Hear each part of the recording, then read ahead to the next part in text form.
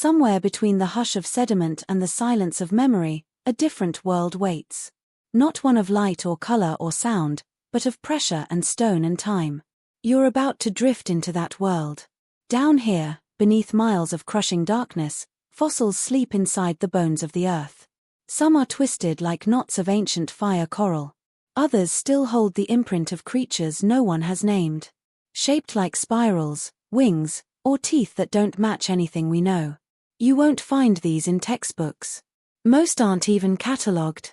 They were found by mistake on fractured dives, inside abandoned submersibles, or embedded in rock that surfaced after storms no one could explain. This is not a journey of science. It's a slow drift through forgotten forms, unanswered questions, and the uncanny feeling that the ocean remembers more than it lets on. You're not meant to solve these mysteries. You're meant to feel them, to let the weight of years settle into your breath, to lose track of the surface above, and to dream in the shape of what once lived. So, take a deep breath, adjust your headphones, let the hum of currents and the hush of narration guide you downward. Before we begin, I want to know, where in the world are you listening from right now and what time is it? As this story begins, subscribe if you haven't yet. There are always more mysteries below the surface. Now, let's descend into the forgotten fossil record of the sea. In 1899, a strange fossil was unearthed: Helicoprion, the spiral jaw from the ancient seas from Perran-age limestone in the Ural Mountains of Russia. A shape unlike anything seen before. It was a perfect coil of teeth laid out in a tight spiral like a buzzsaw pressed into stone. No jaw, no skull, just this singular whirl of serrated blades curled inward with uncanny precision. For years, it defied classification. Some thought it a defensive weapon. Others claimed it was part of a strange shellfish. No one could explain why teeth would grow in a perfect spiral or how such a structure would function inside a living body. The fossil was eventually named Helicoprion, meaning spiral's saw. It belonged to a genus of ancient cartilaginous fish that swam the oceans around 270 million years ago during the Permian period and for over a century. No one could agree where the spiral belonged. Some reconstructions placed it outside the mouth, curled like a trunk. Others imagined it spiraling through the throat or mounted on the snout like a circular weapon. But the creature's body, soft, cartilaginous, unyielding to fossilization, had disappeared. Only the teeth remained. Hundreds of them layered like gears in a forgotten machine, sharpening one another as they turned. The mystery of Helicoprion lasted until 2013, when digital reconstructions and CT scans of a remarkably preserved fossil from Idaho revealed the truth. The spiral sat in the lower jaw, rotating forward and upward. As new teeth grew in at the back, older ones were pushed toward the center, creating a rolling saw blade of enamel that pulled prey into the mouth and sliced it upward toward a smooth, toothless upper palate. No other known species has fed this way. It didn't clamp. It didn't bite. It sliced. Fossils of Helicoprion have now been discovered in parts of North America, Australia, Russia, and China, usually in shale or marine limestone.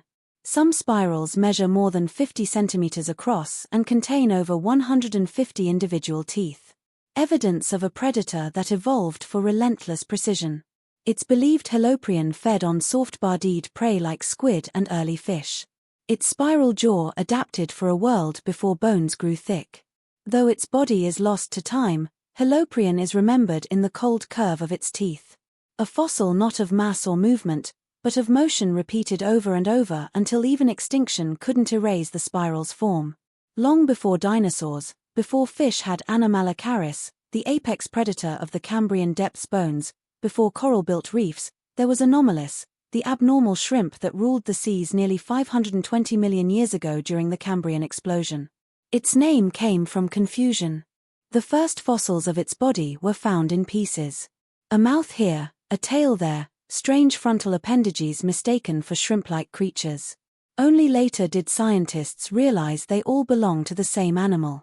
An elegant alien-looking predator, longer than a human arm, slicing through the shallow Cambrian seas with undulating grace. Anomalus lived in what is now British Columbia. Its fossils preserved in the remarkable Burgess Shale, a fossil bed famous for capturing even soft tissues in exquisite detail. It was one of the earliest true predators, with large grasping arms lined with spines that swept prey into a circular mouth. That mouth, a ring of hard plates that rotated and pulsed like a camera shutter, had no modern comparison, no jaw, no teeth, just a crushing twisting disc capable of biting through trilobite shells. It had 2 stalked eyes, each composed of thousands of lenses, giving it compound vision long before insects would inherit the trait. In a world filled with small, slow, soft-bodied creatures, Anomala was a revolution, an animal built to hunt. The fossil record shows Anomalocaris reached lengths of up to 60 centimeters, possibly more. Enormous for its time, it swam by rippling the lows along its sides, flexing its segmented body in smooth, darting motions. Nothing else in its ecosystem moved like it. Most Cambrian life clung to the seafloor, filter-fed from the water column, or slowly crawled across sediment. Anomalocaris chased. It may have been the ocean's first true pursuit predator. The earliest creature to look upon another and give chase, not out of fear, but hunger. Despite its dominance, no descendants remain. Anomalocaris and its relatives vanished, leaving no direct lineage. But their legacy shaped what followed. Prey grew armor. Reflexes sharpened. Life reacted to danger for the first time.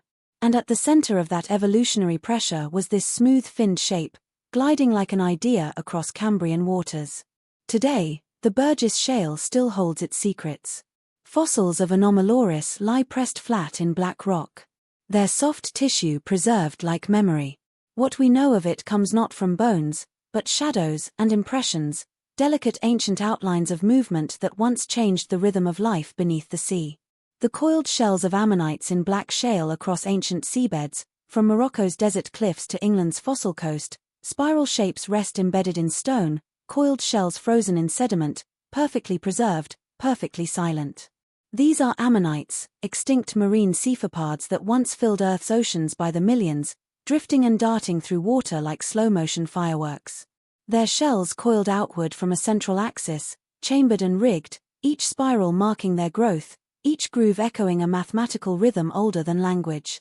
No fossil appears more often in the geological record, and yet each ammonite still tells a story of time, pressure, and sudden extinction. Ammonites evolved from earlier shelled cephalopods in the Devonian period more than 400 million years ago and persisted until the end of the Cretaceous, vanishing in the same extinction that erased the dinosaurs. They came in thousands of shapes: tight coils, open spirals, rigged casings, smooth plates. Some measured just centime, others grew larger than car tires. Inside each shell, a soft-bodied creature pulsed, adjusting its buoyancy by filling inner chambers with gas. A natural submarine floating through. Prehistoric currents, predators, prey, and scavengers alike. Ammonites were the beating pulse of marine ecosystems for more than 300 million years. The best ammonite fossils come from black shale, limestone, and chalk beds where anoxic waters kept scavengers at bay and allowed fine silt to settle undisturbed. Places like the Jurassic coast of Dorset, the Burkhan Formation in North America, and the Atlas Mountains of Morocco all yielded immense ammonite beds. Entire hillsides layered with their coiled remains. Some are paratized, shimmering gold from iron sulfide. Others are opalized, displaying rainbows of mineral sheen. A few are preserved with ink sacs still intact, a final message from a vanished anatomy. Their closest living relatives are octopuses, squids, and nautiluses. But ammonites had a broader range, a longer lifespan, and a more prolific fossil record than any of them. Paleontologists use ammonites as index fossils because their evolution was so rapid and so widespread that their presence pinpoints geologic layers to precise windows in time. They are not just fossils. They are timestamps. Chronometers coiled in stone. Evidence that even something once everywhere can still disappear completely. And yet their shapes remain. Pressed into walls, cut into jewelry, filed in museum drawers, and carved into cliffsides. The spiral holds, the echo, the giant trilobite of Morocco's ocean floor continues. In the windswept plateaus of the Moroccan Anti-Atlas Mountains, far from any modern sea, fossil hunters uncover slabs of dark limestone littered with the segmented remains of a long-dead ocean. Among the most remarkable finds are trilobites, ancient marine arthropods, whose exoskeletons preserve some of the earliest forms of complex life.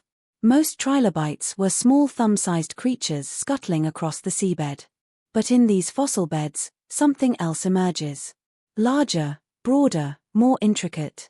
A trilobite nearly 3 feet long, armored like a tank, its rigged body coiled slightly as if frozen mid-motion. This was no bottom feeder. This was a giant. The species known as Isotellus rex is one of the largest trilobites ever found. Though most trilobites disappeared long before the dinosaurs appeared, Isotellus lived during the Ordovician period over 445 million years ago when shallow seas covered what is now North Africa and parts of North America. Fossils from Morocco's ancient seabeds are exceptional, often preserving fine details, compound eyes, delicate spines, even the imprint of walking legs. These giants roamed marine environments as slow-moving grazers or scavengers. Their size offering both protection and dominance in ecosystems that teemed with shelled mollusks and soft-bodied prey. Trilobites like Isotellus are not just known for their size. They're revered for their design, their bodies divided into 3 longitudinal lows, giving them their name, and into numerous horizontal segments, each capable of flexing slightly. Some could roll into defensive balls like underwater pillbugs. Others had long spines for protection. But the Moroccan specimens stand out for their preservation and scale. Many are found in what paleontologists call death assemblages, fossil groupings of multiple trilobites, often overlapping, possibly representing mass molting events, or sudden burial by undersea sediment slides. What makes Morocco's fossil beds so rich is the Maida Basin, a remnant of an ancient marine shelf once connected to the Rake Ocean. Here, volcanic ash and fine marine mud work together to preserve entire communities of creatures. Not just isolated parts, but ecosystems pressed into stone.